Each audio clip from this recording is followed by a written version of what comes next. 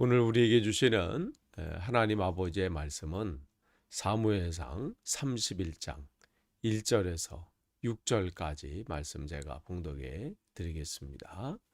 블레셋 사람이 이스라엘을 침해 이스라엘 사람들이 블레셋 사람들 앞에서 도망하여 길보아 산에서 엎드려져 죽으니라. 블레셋 사람들이 사울과 그의 아들들을 추격하여 사울의 아들 요나단과 아비나답과 말기수아를 죽이니라. 사울이 패전함에 활 쏘는 자가 따라잡으니 사울이 그 활 쏘는 자에게 중상을 입은지라. 그가 무기를 든 자에게 이르되 내 칼을 빼어 그것으로 나를 찌르라. 할례 받지 않은 자들이 와서 나를 찌르고 모욕할까 두려워하노라 하나 무기를 든 자가 심히 두려워하여 감히 행하지 아니하는지라. 이에 사울이 자기의 칼을 뽑아서 그 위에 엎드려지매 무기를 든 자가 사울이 죽음을 보고 자기도 자기 칼 위에 엎드러져 그와 함께 죽으니라. 사울과 그의 세 아들과 무기를 든 자와 그의 모든 사람이 다 그날에 함께 죽었더라. 아멘. 오늘 또 우리가 계속해서 이제 새벽 기도의 시간에 사무엘상 나누는데 이제 오늘 이제 사무엘상의 마지막 장에 이제 도달했습니다. 이제 31장 오늘은 1절에서 6절까지만 보겠는데요. 여러분이 이제 30장까지 또 지금까지 우리가 이제 사무엘상을 보면서 특별히 이제 30장이 보면 다윗이 위기 가운데 있었지만 위기 정도가 아니죠. 거의 이 삶에 큰 환란이 찾아왔었죠. 그러나 하나님의 은혜로 모든 가족뿐만 아니라 잃어버렸던 모든 것을 회복하고 또 그러한 놀라운 일들을 혼자 누리지 않고 그 하나님의 은혜를 자기와 함께하는 모든 이들에게 나누는 그런 장면이 나옵니다. 그야말로 온전한 회복이죠. 그런가 하면 오늘 본문은 그와는 대조적으로 한 가문이 하나님 앞에 온전히 서지 못함으로 완전히 풍비박산 나는 그 가문이 종말이 오는 그러한 장면을 우리에게 말씀해주고 있습니다. 여기 1절 보시면 거기 보면 블레셋 사람이 이스라엘을 침해 이스라엘 사람들이 블레셋 사람들 앞에서 도망하여 길보아 산에서 엎드려져 죽으니라 그랬어요. 원래 지금 블레셋과 지금 이스라엘이 전투했을 때 이스라엘이 처음에 진쳤던 곳 또 블레셋과 대적했던 것이 바로 이스라엘 셈 곁이었거든요. 그런데 지금 오늘 길보아 처음에 맞닥뜨린 것은 이스라엘 셈 곁인데 29장 1절에 나와 있죠. 그런데 지금 길보아산이라는 것은 한 밑으로 남쪽으로 내려온 곳이거든요. 그러니까 계속해서 밀리다가 이스라엘이 지금 결국은 길보아산에서 모든 것이 이제 이 전쟁이 패하고 마는 그러한 상황을 지금 말씀해 주는데 여기 길보아산이라고 하는 장소를 우리가 주목해 볼 필요가 있어요. 이것은 예전에 이 드보라와 바락이 시스라 군대와 전투가 있었을 때 하나님의 은혜로 승리하게 하신 장소가 어디냐면 이 길보아 산이에요. 또한 뭐 이 드보라랑 바락뿐만 아니라 기드온도 마찬가지예요. 미디안 군대랑 전투가 임했을 때 하나님의 은혜의 능력의 손이 이 기드온과 함께 있을 때 숫자적으로는 굉장히 약했지만 하나님의 은혜로 승리하게 하신 곳이 바로 이 길보아 산입니다. 그러니까 이스라엘의 이 상황, 이 사람들의 입장에서 봤을 때 이 길보아 산은 하나님의 능력이 임한 곳이고 이 길보아라는 이 땅은 하나님의 능력이 임하는 곳이고 하나님이 승리케 하시는 곳이 바로 이 길보아 이 지역입니다. 그런데 오늘 성경은 그 길보아라는 곳을 얘기하면서 이곳에서 이스라엘 사람들이 엎드러져서 죽으니라, 이렇게 말씀하고 계신다는 거예요. 그러니까 장소의 문제가 아니라는 거예요. 장소가 예전에는 승리의 장소였어요. 하나님의 능력이 임하는 곳이었어요. 하나님이 함께 하심으로 그 대적을 물리친 곳이었다면, 이제는 하나님의 능력이 그곳에 임하지 않아서 그곳에서 패하는 장소가 되었다는 것이죠. 세상은 뭐 풍수지리설이니 뭐하니, 뭐 이 땅이 좋니 난 좋니, 이 땅의 기운이 뭐 있느니 없느니 하면서 그 땅 타령을 합니다. 땅 탓을 합니다. 그래서 뭐 옮겨야 된다고 하고 뭐 바꿔야 된다고 하고 그렇게 얘기를 하지요. 세상은 그렇게 얘기합니다. 그런데 문제는 교회 다니는 사람도 거기에 휩쓸려 가지고 헤매일 때가 있어요. 근데 성경은 분명히 우리에게 말씀하십니다. 장소의 문제가 아니라 바로 방향의 문제라는 거예요. 우리의 시선이 누구를 바라보고 있느냐에 따라서 그 장소는 승리의 장소가 될 수 있고요. 내 시선이 하나님 앞에 고정하지 않으면, 바라보지 않고 헤매이면 그 장소가 어떻게 해요? 멸망의 장소가 될 수 있는 거예요. 장소가 중요한 게 아니라 그 장소에 하나님이 계시냐 안 계시냐가 중요한 겁니다. 그러니까 지금 하나님께서는 이 사울 왕, 그가 하나님과의 관계 속에 있었을 때, 시선을 하나님 앞에 고정했을 때는 그를 통해서 놀라운 하나님의 크기 일들이 나타났어요. 그런데 방향을 놓쳤을 때, 시선을 하나님 앞에 고정한 것을 놓쳤을 때 그의 삶은 비참해졌습니다.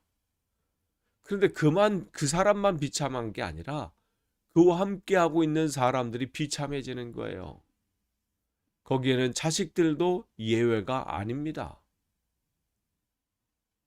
오늘 사울 왕뿐만 아니라 그의 가족들이, 그의 자녀들이, 그와 함께하는 이스라엘 군대가 온전히 그 멸망의 자리에 서 있잖아요.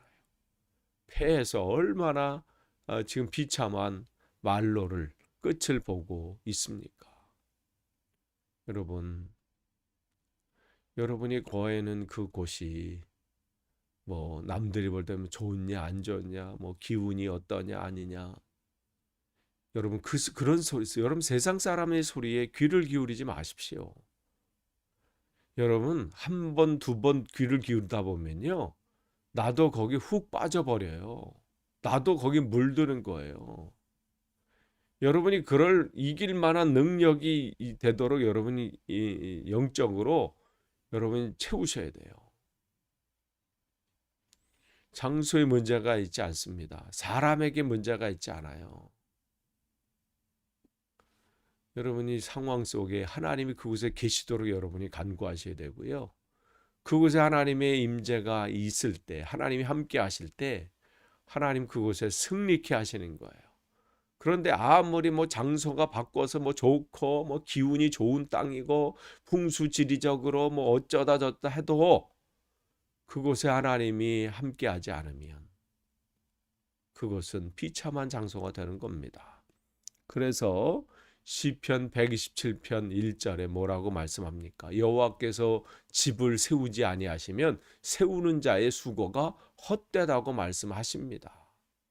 아무리 그곳을 대단한 것으로 세우고 계획하고 진행하고 별짓을 다 한다 할지라도 하나님이 그것을 세우지 않고 무너뜨리기로 작정하시면 사람의 수고가 헛수고가 되는 거예요. 차라리 수고를 안 했으면 억울하지도 않죠. 수고는 했는데 헛수고가 되면 얼마나 불쌍한 거예요.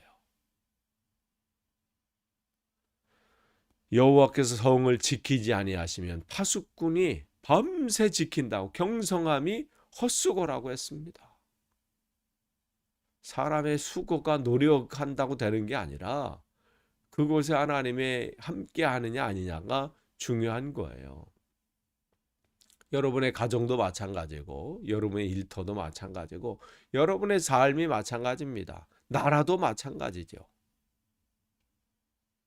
어떤 사람이 뭐 해서 대단한 게 아니라 그 사람이 하나님 앞에 온전히 섰을 때 교회도 마찬가지예요. 다윗과는 대조가 되지요. 다윗은 잃어버렸던 것을 온전히 다 찾고 하나님의 은혜로 회복하잖아요.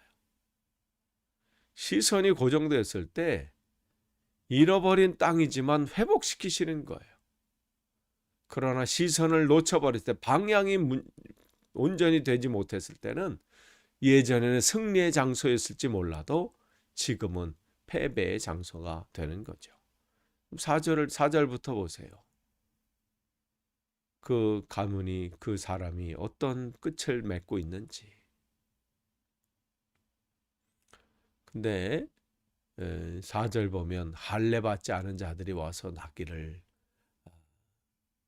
어떻게 할까? 또 자기를 하면서 모욕할까 이제 두려운 거죠.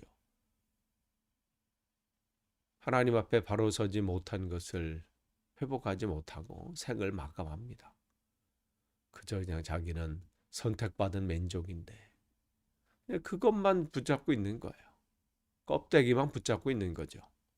진짜 내가 무슨 뭐 목사니 장로니 권사니 내가 왕년에 뭐 했느니 이 껍데기가 중요한 게 아닙니다.